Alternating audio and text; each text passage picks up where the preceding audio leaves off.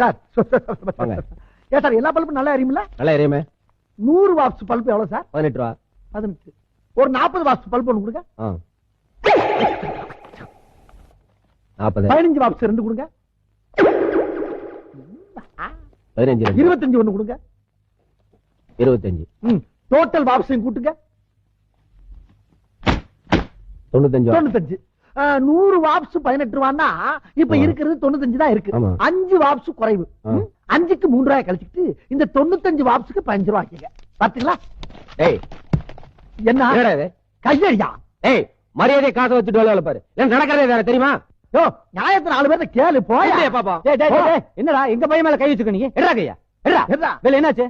பெருசு 100 watts bulb எவ்வளவுன்னு கேட்டேன். சரி இவன் 18 ரூபான்னா நான் புத்திசாலித்தனமா என்ன பண்ணேன், 2 15 வாட்ஸ் ஒரு 25 வாட்ஸ் ஒரு 40 வாட்ஸ் குடுறான்னு கேட்டேன். நாளா பிரிச்சு. ஆமா இப்ப நானே கூட்டி பார்த்தா எவ்வளவு?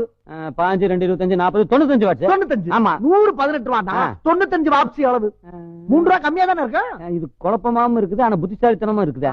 லூசு மாதிரி பேசுறீங்க.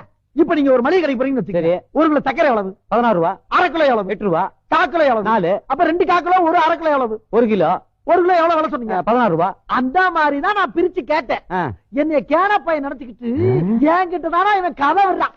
போனா ஒன்ன மாதிரி நான் வேற பாத்துட்டேன்.